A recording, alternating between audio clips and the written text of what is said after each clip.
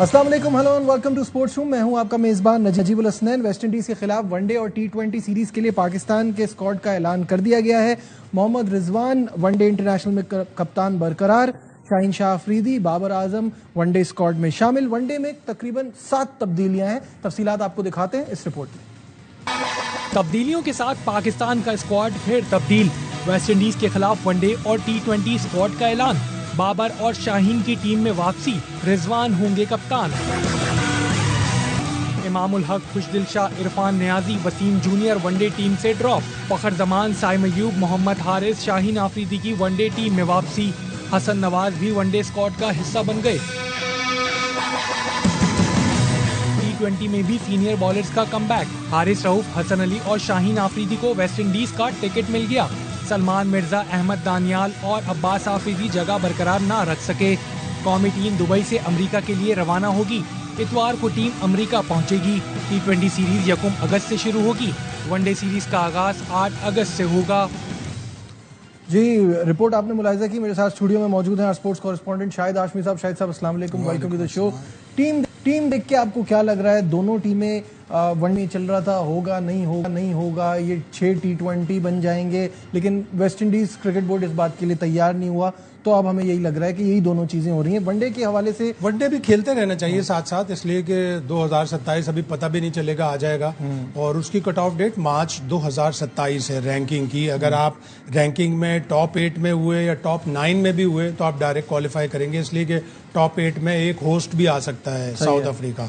तो रैंकिंग भी आपको बढ़ानी है, आपको अपने वनडे के प्लेयर्स भी स्पॉट करने हैं कि कौन कौन से प्लेयर हमारे वनडे के हैं, कौन कौन से प्लेयर हमारे टी20 के हैं।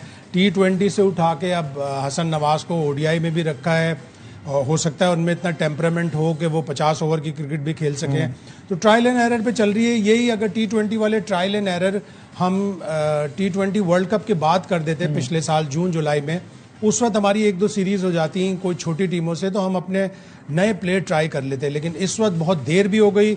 अब ट्रायल एंड एरर बेसिस पे और एट दी एंड बिल्कुल आखिर में जाके अगर हम उन प्लेयरों को लेके आए जिनको हमने निकाला हुआ है अभी टी20 से, तो वो बड़ा गलत हो जाएगा और हमारी सारी प्रिपरेशन खराब हो जाएंगी। लेकिन वेस्ट इंडीज का टूर और उसके बाद एशिया कप आपका लिटमस टेस्ट होगा कि आपकी टी20 की टीम किधर जा रही है। अच्छा, आप दोनों स्क्वाड को देखते हैं तो आपको कौन से प्लेयर इस वक्त आउट ऑफ प्लेस नजर आते हैं, जिनका आपको? ऑब्वियसली मोहम्मद नवाज तो एक सबसे बड़ा क्वेश्चन मार्क है कि पहले उनको इस सीरीज में लिया, फिर तीनों मैच खिला दिए, तीसरे मैच में उन्होंने अच्छा भी कर दिया, अभी एक और रेगुलर वनडे में चांस भी अब आपने डाल दिया। रेगुलर चांस मिलते हैं नवाज को। जब भी नाम आता है तो मुझे आपका बेटा याद आ जाता है, जिसको फेवरेट प्लेयर है। मासूम बच्चों को होता है, बेचारों को अभी इतनी समझ नहीं है उसको क्रिकेट की, हो जाएगी जल्दी। तो पहले 2 टी20 में कुछ भी नहीं किया। और नवाज का जो बॉडी लैंग्वेज होती है ना, उस पे बड़ा अजीब सा लगता है कि बॉडी लैंग्वेज इतनी लो, इतनी पुअर। तुमने इतने मैच खेल लिए, अब तो तुम्हारी बॉडी लैंग्वेज इतनी स्ट्रांग होनी चाहिए। जडेजा को देखो कि जडेजा अगर 2 दिन सो के भी ग्राउंड में आएगा ना तो उसकी बॉडी लैंग्वेज बिल्कुल अलग ही नजर आएगी। सचिन रविंद्र को आप देखो, जब भी उसको आप देखोगे आपको पता चलेगा कि यार क्या स्पार्क है इस लड़के में। बॉडी लैंग्वेज से प्लेयर अपना 50% तो शो कर देता है कि मेरे अंदर ये टैलेंट है। अब वो बहुत लकी है कि सलमान आगा उसको लाइक करता है, उसको परफॉर्मेंस पे नहीं, उसको उसके टैलेंट पर या उसकी एक रेपुटेशन है उसके ऊपर लेके आएंगे। जबकि माइक हैसन ये कहते हैं कि मैं रेपुटेशन पे किसी प्लेयर को सेलेक्ट नहीं करूंगा, तो रेपुटेशन पे सेलेक्ट किया। आखिरी मैच में कुछ थोड़ा सा अच्छा किया, लेकिन ओडीआई के फिगर्स बहुत ही मिजरेबल हैं। 18 का बैटिंग एवरेज, 36 का बॉलिंग एवरेज। जो बॉलिंग एवरेज होना चाहिए वो बैटिंग एवरेज, जो बैटिंग वो बॉलिंग। और आखिरी 7 वनडे इंटरनेशनल्स में उसने सिर्फ 2 विकेट ली है, 5 में उसकी कोई भी विकेट नहीं है। ये तो मिडिल ओवर्स में आके आपको स्पिन बॉलिंग करा के अपना थोड़ा रन भी रोकना है और 1-2 विकेटें भी लेनी है। तो इस तरह का पुअर रिकॉर्ड है। Good luck to him. वो बड़ा लकी है कि वो इस सारे परफॉर्मेंस के बावजूद भी माइक हैसन के टाइम पे आया है, जिनको आधा तीतर आधा बटेर वाले प्लेयर ज्यादा पसंद है। और सलमान आगा भी उसको बैक कर रहा है। टी20 में तो सलमान आगा की ही रिकमेंडेशन पे वो टीम में आया। ओडीआई में पता नहीं किसकी उस पे आया है, शायद माइक हैसन ने कहा हो कि मुझे ओडीआई में भी चाहिए नवाज जैसा ऑलराउंडर। तो अल्लाह खैर करे उसके साथ, गुड लक टू हिम। बिल्कुल ठीक है। इन एंड आउट के हवाले से हमने ग्राफिक भी बनाई है, वो भी स्क्रीन पे आपको दिखा देते हैं। ड्रॉप प्लेयर्स में आकिब जावेद, इमामुल हक, खुशदिल शाह, मोहम्मद अली, मोहम्मद वसीम जूनियर, मोहम्मद इरफान खान नियाजी, तैयब ताहिर। शाहिद साहब, ये मुझे कुछ समझ नहीं आ रहे कि ये प्लेयर्स जो हैं ये अब हमारी कहाँ स्कीम ऑफ प्लान्स में कहाँ है? इरफान खान नियाजी का क्या हुआ? जल्दी जल्दी हम निकाल भी देते हैं। आप जैसे इस T20 सीरीज में बहुत आउटस्टैंडिंग बॉलिंग की सलमान मिर्जा ने। 3 मैचों में 7 आउट हैं दोनों टीमों की तरफ से, हाईएस्ट इसलिए कि वो उनके बांग्लादेश के तो पेसर्स तीनों मैच कोई भी नहीं खेला गालिबन। तस्कीन ने भी 2 खेले, मुस्तफीज ने 2 खेले, शरीफुल ने 2 खेले। तो सलमान मिर्जा ने जब 7 आउट किए थे तो एज अ 16 मेंबर ही डिजर्व्स कि वो उसको भी T20 के स्क्वाड में होना चाहिए। अच्छा, इसमें एक स्कूल ऑफ थॉट ये है कि दुनिया में बाकी भी जब आप ट्राई कर लेते हैं, हमें पता चल गया ये हमारा टैलेंट है, अब इसको बाहर कर दिया, अब जिसकी जगह है वो आएगा। ऐसा बहुत होता है, हमने बड़ी एग्जांपल देखी है, वो ट्राई करते हैं। सलमान मिर्जा को 50 T20 इंटरनेशनल थोड़ी खेल लिए, 3 ही T20 इंटरनेशनल खेले। उसको बांग्लादेश में आपने ट्राई किया, उसने अच्छी बॉलिंग की, आप उसको एज अ 16 मेंबर, जब आपने ओडीआई में ज्यादा प्लेयर सेलेक्ट किए, एक प्लेयर और उसका दिल रह जाता कि मैंने इतनी अच्छी आउटस्टैंडिंग परफॉर्मेंस दी और मैं टीम से बाहर हो गया। एक मैच में तो वो मैन ऑफ द मैच भी था गालिबन, या नहीं, साहबजादा फरहान था। तो उसने 3 आउट किए, कल टॉप ऑर्डर उड़ाया। तो आप उसको एकदम से डीमोटिवेट हो जाता है। हाँ, अगर उसने 10-12 T20 खेले होते तो आप चलो कह देते कि हम उसे रेस्ट दे रहे हैं, हम किसी और प्लेयर को ट्राई कर रहे हैं। ठीक है, अब थोड़ी सी बात कर लेते हैं कल के मैच के हवाले से, क्योंकि ऑब्वियसली सीरीज तो हम हार ही चुके थे। तो कल का मैच पाकिस्तान जीतने में कामयाब हुआ 70 रन से, और उसमें शानदार परफॉर्मेंस रही साहबजादा फरहान की। 63 की बड़ी इंपॉर्टेंट नॉक खेली। तफसीलात आपको दिखाते हैं इस रिपोर्ट में। सीरीज तो हार गए मगर आखिरी मैच में जीत हासिल कर ली। ओपनिंग पेयर बदला, परफॉर्मेंस भी बदल गई। साहिबजादा फरहान मौका मिलते ही छा गए। साइम के साथ 82 रन का शानदार आगाज दिया। साइम ने 21, फरहान ने 63 रन बनाए। मोहम्मद हारिस फिर नाकाम हुए, मगर हसन नवाज ने बर्क रफ्तार 33 और मोहम्मद नवाज ने 27 रन जोड़कर 178 रन बोर्ड पर लगाए। जवाब में सलमान मिर्जा के तबाह कुन स्पेल ने बांग्लादेश की आधी टीम पावर प्ले में ही ठिकाने लगा दी। पूरी टीम 104 रन पर ढेर हुई। 3 मैच की सीरीज 2-1 से टाइगर्स के नाम रही। शाहिद साहब, ये मैच देखने के बाद मेरे जहन में सिर्फ एक ही सवाल था कि क्या माइक हैसन को, क्या टीम मैनेजमेंट को इसके बाद अफसोस हो रहा होगा जो उन्होंने किया साहबजादा फरहान के साथ, कि वो प्रूव कर चुका है अपने आप को। और यहाँ थोड़ी पिचेस भी डिफिकल्ट थी, वो फंस के खेलने वाला प्लेयर भी है, वो ऐसे खाली आड़े टेढ़े शॉट नहीं लगाता। कल बहुत अच्छा खेला, कल बहुत अच्छा खेला। उन्होंने वहां से लीड ऑफ किया जहां से बांग्लादेश की होम सीरीज खत्म की थी। वहां पे साइम और फखर खेल रहे थे। साहबजादा को 1 मैच में 2 मैच में चांस मिला, वो इतना अच्छा नहीं कर सके। लेकिन साहबजादा फरहान ने कल ये साबित किया he should be the first choice. Fakhar की जगह नहीं। अब आप T20 में देखें, साइम की जगह आप खतरे में पड़ रही है। उसने ओडीआई में बहुत अच्छा किया। अगेन एक मैच में रन आउट हुआ, कल भी वो रन आउट होते होते 2 दफा बचा। तो इतनी T20 क्रिकेट खेल ली, टेस्ट मैच खेल लिए, वनडे खेल लिए, उसके बावजूद इस तरह की टेंटेटिव रनिंग। तो साइम अयूब का थोड़ा सा लग रहा है कि अब वो उस वाले दरवाजे पे खड़ा है कि अगर उसने रन नहीं किए तो फखर वापस आएगा। फखर की बड़ी बात है कि कल फखर ने रेस्ट किया और उसने टीम मैनेजमेंट को कहा कि नहीं, मेरी जगह आप साहबजादा फरहान को खिलाएं। तो साहबजादा फरहान का खेलना कितना अच्छा साबित हुआ।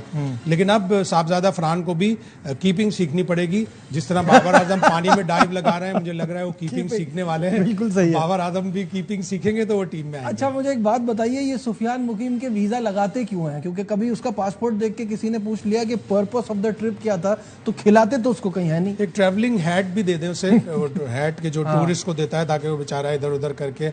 उसके साथ ज्यादती है। उसको जिम्बाब्वे साउथ अफ्रीका वाले टूर पे भी एक ही मैच में थोड़ा उसको पिटाई हो गई, उसकी रन्स बन गए। हेनरिक क्लासन के आगे कौन स्पिनर चलेगा? लेकिन वो एक एक्सपीरियंस होता है इस यंग प्लेयर के लिए कि जब उसको पिटाई लगती है। उसकी एशियन गेम्स के फाइनल में भी बांग्लादेश के खिलाफ उसकी पिटाई लगी थी। 2 ओवर में उसके 32 रन बने थे। लेकिन वो सीखेगा, वो एक अच्छा रिस्ट स्पिनर है और बड़ा अच्छा ऑप्शन होता है एक रिस्ट स्पिनर आपके लिए वाइट बॉल क्रिकेट में। तो उसको चांस देना चाहिए। उसको टूरिस्ट न बनाए। तो अब वो इतने ब्रेक के बाद आता है, उसका हर गेम उसके लिए डेब्यू गेम बन जाता है। लेकिन लकीली उसको 3 मैच ना खिलाने के बाद ड्रॉप नहीं किया, उसको टीम के साथ रखा है। इसको प्रेस करना चाहिए और उसको ना सिर्फ T20 में बल्कि उसको वनडे का भी हिस्सा बनाया। मेरा एक बड़ा लगेगा कि शायद नॉन सीरियस बट सीरियस सवाल है, ये हमारा कोच क्या गांव से आया है? पहले तो इनको ये नहीं पता था कि बांग्लादेश में ऐसी विकेटें होती हैं। इतने एक्सपीरियंस के बाद फिर आप बांग्लादेश में खेल रहे हैं और आपने अबरार को भी बिठा दिया, आपने सुफियान मुकीम को भी नहीं खिलाया।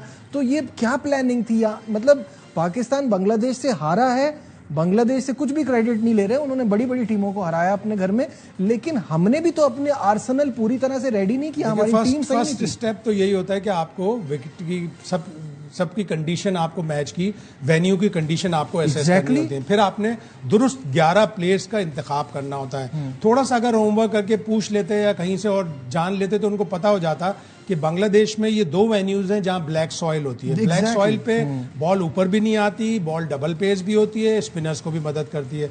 तो पहले मैच के हारने के बाद जिस तरह उन्होंने आके कहा, उन्होंने अलबत्ता ये जरूर माना कि ये कोई एक्सक्यूज नहीं है, लेकिन आपको पता था कि बांग्लादेश की पिचेस किस तरह की होती हैं। आप कोई 20 साल बाद नहीं गए बांग्लादेश, अभी आप 2021 में गए थे, उसके बाद भी आप टेस्ट मैच खेलने गए, तो आपको पता होता है वहाँ की पिचें कैसी होती हैं।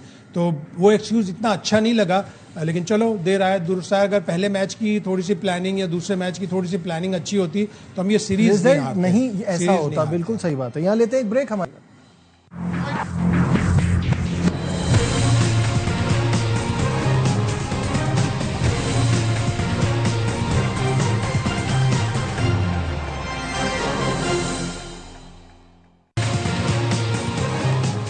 Glad to have you back once again to Sports Room। बात हो रही थी पाकिस्तान की वनडे और T20 टीम के हवाले से, और कल जो T20 सीरीज का इख्तिताम हुआ बांग्लादेश के खिलाफ, उसमें हमारी परफॉर्मेंस क्या रही। जो पाकिस्तानी प्लेयर्स की परफॉर्मेंस है उसके हवाले से भी एक ग्राफिक है, वो आपको दिखाते हैं। उससे आपको आइडिया हो जाएगा कि हमारी बैटिंग ने कितना शानदार परफॉर्म किया इस सीरीज में। Salman Ali Agha captain, best average best 12, average भी 12, strike rate 58.5। Saim Ayub 3 matches में 28 रन, बेस्ट 21, 9 का एवरेज है, स्ट्राइक रेट 121। हसन नवाज के 33 रन्स किए हैं एक ही गेम में, एवरेज 11 का। मोहम्मद नवाज ने 3 मैचेस में 30 रन किए, 27 बेस्ट, 10 का एवरेज। मोहम्मद हारिस का 3 का एवरेज। फ़खर जमान क्योंकि 2 ही मैच खेले थे, 44 उनका बेस्ट है, 26 का एवरेज। तो ये परफॉर्मेंस देखकर अफसोस हो रहा है कि हमारी बैटिंग कहाँ है। और इसमें जो मैं मोहम्मद हारिस की बात कर रहा था कल, तो वो सिर्फ वो जो जैसे नहीं होता कोई पुराना पंखा उसका वो घूमता रहता है, ऐसे अपना बैट इधर उधर घुमा रहे थे जब तक वो कैच आउट नहीं हुए। अफसोस तो मेरा ख्याल है अंडरस्टेटमेंट है। लेकिन T20 क्रिकेट खेलने के लिए भी आपको ये नहीं है कि जिस तरह सलमान आगा कह रहे हैं कि इंटेंट शो करना चाहिए, मार धाड़ करो, ये करो उठा के, लेकिन आपको अडेप्ट करना पड़ता है। आपको देखना पड़ता है कि ये पिच मार धाड़ वाली नहीं है, तो आपको थोड़ा देखभाल करके खेलना चाहिए। किसी भी प्लेयर ने नहीं किया कल। जिस तरह साहबजादा फरहान ने इनिंग्स खेली, शुरू में थोड़ा सा आराम से, उसके बाद उसने मारना शुरू किया। और आप ये देखेंगे 3 मैचों में पाकिस्तान का टोटल जो सबसे हाईएस्ट है वो 63 है, और 63 वाले ने एक ही मैच खेला है। बाकी उसके बाद शायद 60 है फखर का, उसके बाद और लोअर आते रहते हैं। और सलमान आगा ने जिस तरह इंटेंट शो किया था न्यूजीलैंड में, बांग्लादेश की सीरीज में, होम सीरीज में, तो उसको भी चाहिए था कि थोड़ा सब्र करके पहले आप कंडीशन को देखो, एसेस करो पिच कैसी है, उसके बाद मारधाड़ करना शुरू करो। ये तय कर लेना कि कोई भी प्लेयर जो है 45 गेंदों से या 40 गेंदों से ज्यादा नहीं खेलेगा, वो आपकी टीम की डाउनफॉल का बाइस बने। बिल्कुल सही। आखिरी सवाल शायद साहब, प्रोग्राम का वक्त खत्म हो रहा है, क्या एक्सपेक्टेशंस है वेस्ट इंडीज में? वेस्ट इंडीज में मुश्किल सीरीज होगी, स्पेशली T20। वेस्ट इंडीज पहले 2 T20 ऑस्ट्रेलिया से हारा है।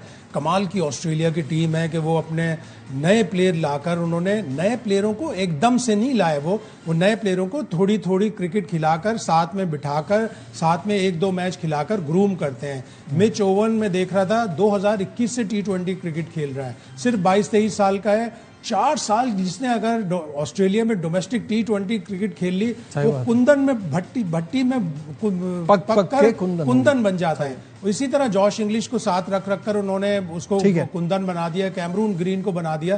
तो हमें भी इसी तरह चाहिए। वेस्ट इंडीज में T20 सीरीज पाकिस्तान के लिए मुश्किल हो। बहुत शाहिद हाशमी साहब हमारे साथ थे आज, तमाम चीज़ों पर हमने बात की। उम्मीद करता हूँ प्रोग्राम आपको पसंद आया होगा। दीजिए अपने मेज़बान नजीबुल हसनैन को इजाज़त। अल्लाह हाफिज़।